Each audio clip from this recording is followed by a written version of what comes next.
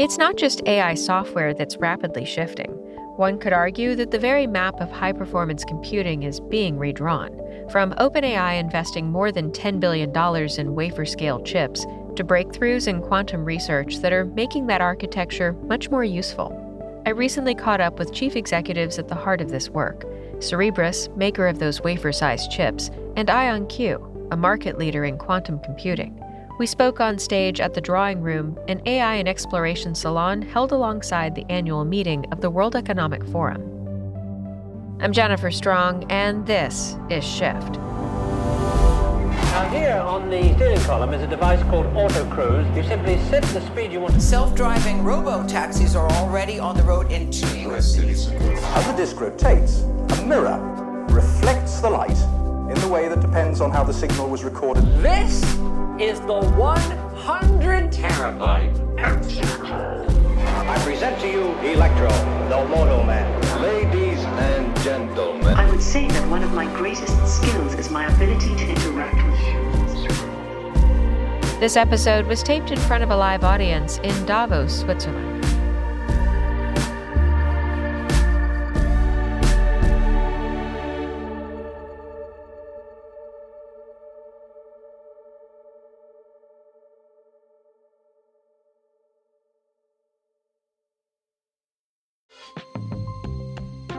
How productive are you when you're bored? If you're like me, probably not very. And that boredom can have other costs too, like staff morale and turnover. And when a manager wants to onboard a new hire, the usual process takes hours. They have to ping Slack, email IT, wait for approvals, and these new hires, they might sit around for days. With Serval, the manager asks to onboard a new hire in Slack, and AI provisions access to everything automatically. IT never touches it. It means companies using it, like Perplexity, automate over 50% of tickets immediately after setup. What else could your company be doing with that time and money if your IT team could focus on actual problems instead of repetitive work? Serval powers some of the fastest growing companies in the world, like Perplexity, Mercor, Verkada, and Clay. So get your team out of the help desk and back to the work they enjoy. Book your free pilot at serval.com/shift. That's serval.com/shift. Pilots are limited.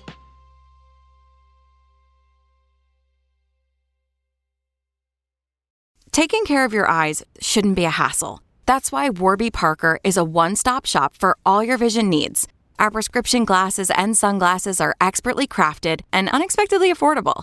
Stop by a nearby store or use our app to virtually try on frames and get personalized recommendations. Did we mention we offer eye exams and take vision insurance too? For everything you need to see, head to your nearest Warby Parker store or visit warbyparker.com today. That's warbyparker.com. Without further ado, gentlemen, welcome. Thank you for being here. Thank you. And great to be here. And we're going to start with you and let Niccolo have a chance to catch his breath. Lots of news in your world right now. It's been a very exciting time for your company. Sam Altman was an early investor in your company, and OpenAI has made an incredible investment. Can you tell us about this? Sure. First, thanks for having me. We did announce that OpenAI would be using our chips and infrastructure to serve their models, so we would be their fast inference provider. The deal was estimated to take more than 750 megawatts of power, and some in the press reported it is north of $10 billion. It might help for people in the room who don't necessarily know how Cerebras chips work to kind of back up a step and explain so that folks understand quite why this is significant, that OpenAI is now going to run their models with the help of these wafer-sized chips. Sure. I think the easiest way to think of this is that we make AI with training and we use AI with inference. And as the training we make becomes more useful, the desire to use it explodes. As we move from being a novelty to being something useful, then the deployment of AI, the deployment of inference, enters the flow of work, right? We're actually using it to write code. We're actually engaging with it to do our jobs. And when that happens, how fast it is matters a great deal. And we built the world's biggest chip. I brought one because when you spend $500 million to make something, you bring it everywhere. So most chips are the size of a postage stamp, and we made the largest chip in the history of the compute industry by about 56x. And what this did is it allowed us to process information more quickly. And that meant that we can deliver answers in less time. And so the business has been taking off as the rise of inference has sort of permeated through the economy. And while we're just at the beginning, people are using it. And we had the discussion earlier for coding, for collections of other applications, whether it's deep research or others. And what we know for sure is people hate to wait. And so when you can cut the amount of time it takes by 30x to get an answer, business is booming. And so we did enter a big partnership with OpenAI. And hopefully over the next few months, everybody will be getting the benefit when they use ChatGPT. Right. And not to put you on the spot, but this is all for CS3, or does this encompass anything beyond? We did strike a multi-year deal, so it'll cover multiple generations of our hardware and multiple generations of their models. Niccolo, how about you? Let's hear about what you're doing. I think also you might have to back up and explain what trapped ions and how this all works. Sure. So IonQ is the largest quantum company in history by any measure. Market capitalization, balance sheet, PhDs, revenue, et cetera. We've been going for 30 years. We built the world's first quantum logic gate back in '95, our founder did. And we've held every pioneering record since then. So we were the first machines that turned on. We were the first IPO. We were the first on the public Google, Amazon, Microsoft cloud. And we're the first in the last year. I went from being the board member and an IPO sponsor with my SPAC 5 years ago to being the full-time chairman and CEO a little less than a year ago. We've expanded the vision dramatically. So we are leading the space race of our era to build full fault-tolerant gate model quantum computers. But we're also leading the race around quantum security and quantum networking and quantum sensing. So there are 4 spectrums that matter for us, and we're operating in all theaters that matter to certainly the defense and intelligence sector. You know, we're on submarines under the water, we're on boats, ships, we're on the ground, we're in the air, we're up in space, and we own our own satellite signal operation as well. So we can do quantum secure communications on the land as well as up to satellites, satellite to satellite, back down to ground. Why are we doing that? Because quantum is here, it is commercializing, and we're determined to win the business of quantum, as I put it. And so we've built an ecosystem for our customers where they can learn everything they need to know about quantum no matter where they start, and of course grow with us across the broader ecosystem we built and stay with us. All right, gentlemen, there is palpable concern in this town right now about a possible AI bubble, and that the trillions in investment might not yield immediate gains. And from your perspectives, the question would be, perhaps, as hardware architects, is this perceived bottleneck really a lack of ROI from compute, or are we simply using the wrong things to achieve these goals with our most valuable and difficult problems right now? What do you think? I don't think there's a bubble. I think we're getting real benefit and seeing more benefit on the horizon. I think generally when you have bubbles, there's expectation of benefit rather than delivery benefit. And what we're seeing, and it was discussed a little earlier on the panel, we're seeing in domains like coding, and in fairness, in other domain-specific applications, we're seeing extraordinary gains from AI.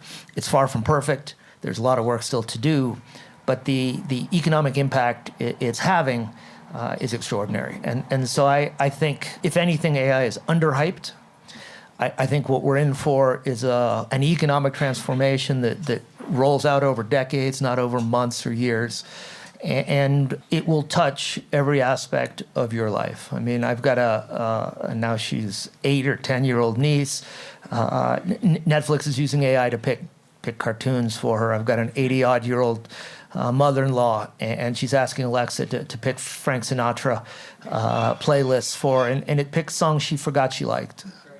Right? And so you bookend the demographics and you say to yourself, we now have a technology that's touching, far from perfect, but it's touching the youngest in our society and adding value to the oldest. And we're just beginning. So look, from the quantum computing, networking, security, and sensing perspective, what I'm going to say that I think my colleague here will probably agree with is, if there's overvaluation, it's at the long tail with smaller companies that are probably not poised to succeed.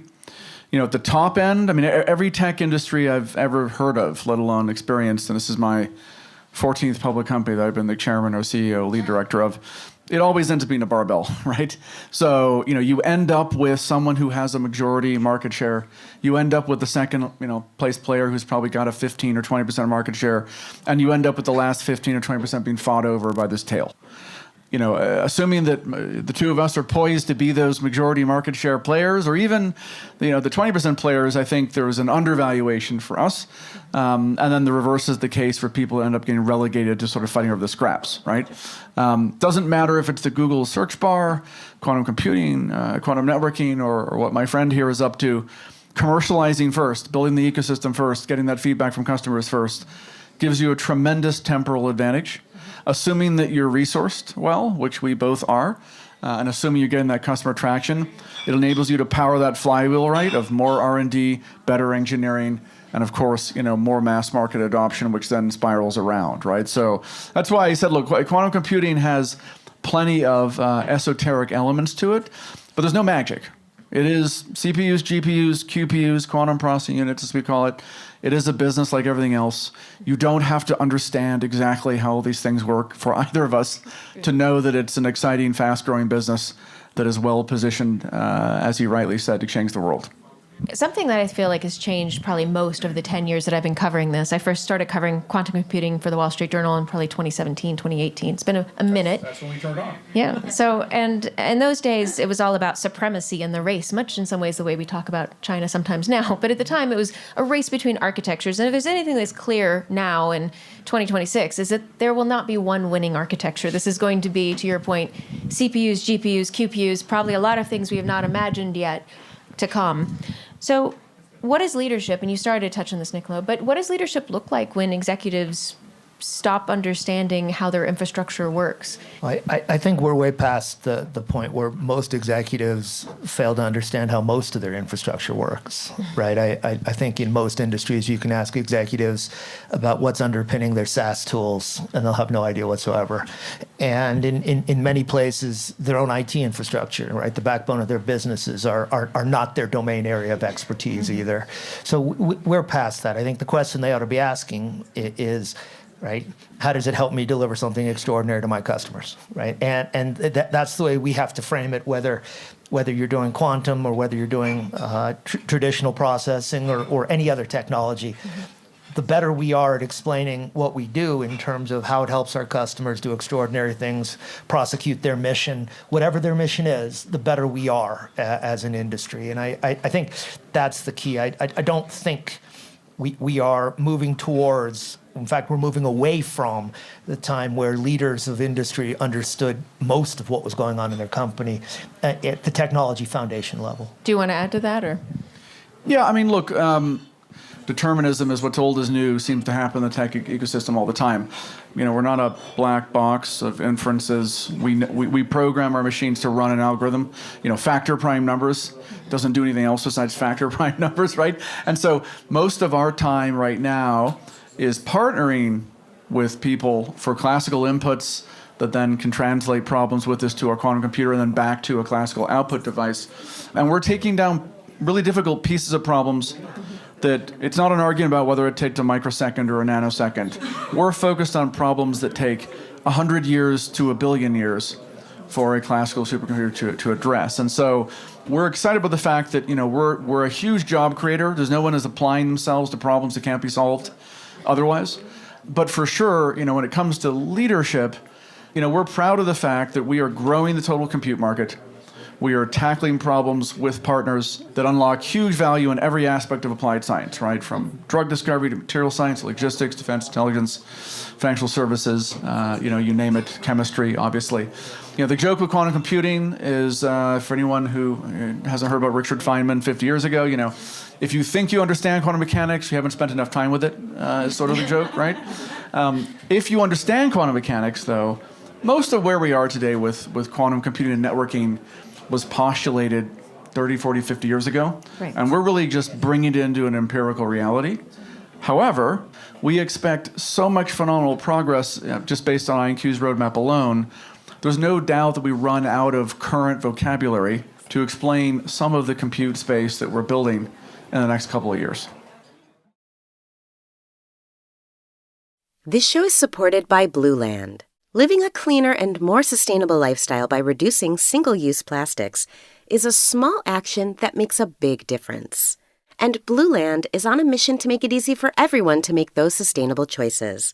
They believe that hardworking, clean products can be the norm, not the exception, so that you can do better for your family and the planet at the same time. From cleaning sprays and toilet bowl cleaner to dishwasher and laundry detergent tablets, Blue Land's 100% microplastic-free, EPA Safer Choice certified formulas are safe to use around people, pets, and plants. You'll love not having to choose between the safe option and what actually gets your house clean. Blue Land products are independently tested to perform alongside major brands, and the formulas are free from dyes, parabens, and harsh chemicals. Plus, Blue Land is a certified B Corp and certified cruelty-free by Leaping Bunny. Their formulas are EPA Safer Choice certified, and many have received the Gold Material Health Certificate from cradle to cradle. And right now, Blue Land has a special offer for listeners. Get 15% off your first order by going to blueland.com/PRX. You won't want to miss this. blueland.com/PRX for 15% off. That's blueland.com/PRX to get 15% off. Both industries face critical scaling challenges. That's, not everybody in the room probably knows. AI has challenges with power delivery, and quantum is working with error correction, right? So, in your view, what's the most significant breakthrough each of you need to really fully actualize this next step for yourselves? I think we have actually plenty of power. And I know I'm in the minority in that thinking. We've got lots of power in the wrong place, right? We've got falling water in parts of Canada and upstate New York. We don't have a good ability to capture it, and we don't have fiber assets there. We have an enormous amount of natural gas in West Texas, and we don't have the fiber infrastructure. We haven't yet built out. We have a patchwork of local regulations that are interfering with our ability to harvest this power. We've got an aging grid that hasn't really been invested in 50 years.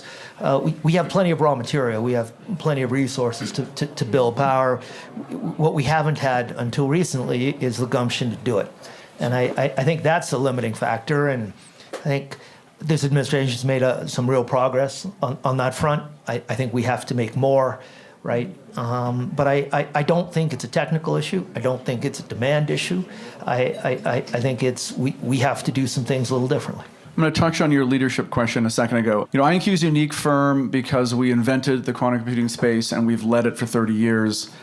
We have the highest fidelity qubits known to man, and we have had the equivalent in the Manhattan Project of that sustained chain reaction, the University of Chicago squash court. So we've hit our fault-tolerant target fidelity. We think about life kind of similar to the way ASML does, where we've had all the science done, we've had the breakthroughs, we're doing some challenging engineering, but we're going to spend the $3.5 billion that we've raised in the last year to move things to the left on our roadmap and make sure that we control not just the breadth of our quantum platform, but also be as vertically integrated as we can, from hardware to compiler to algorithms and software stack. We're not going to let ourselves have an MS-DOS moment. That's what I always, tell our team. We're students of history.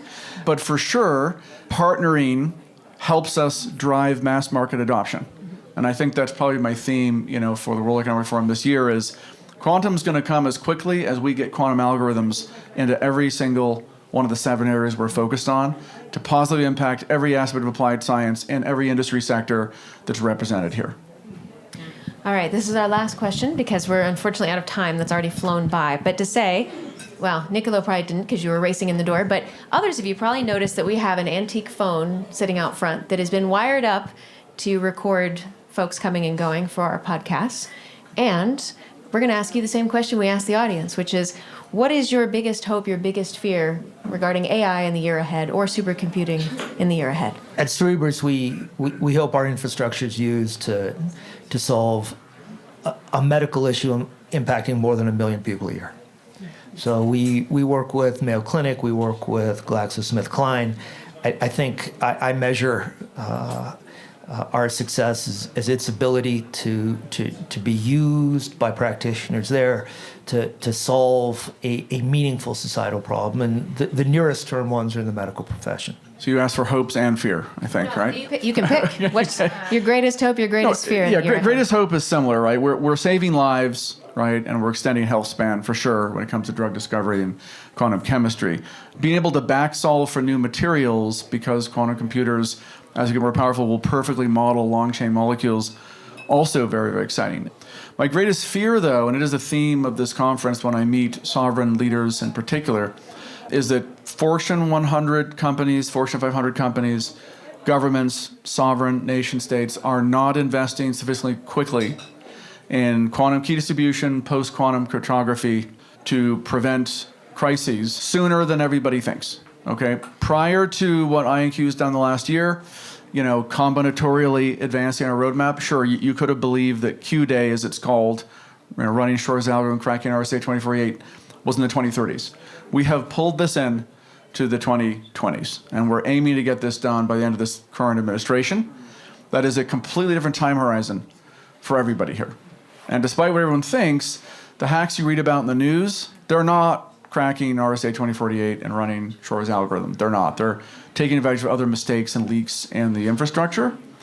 If a nation state, and it's not us, prevails in this race, it would be catastrophic economically, right, for the world as we know it. And so we thank you in advance for your help and partnership in this race.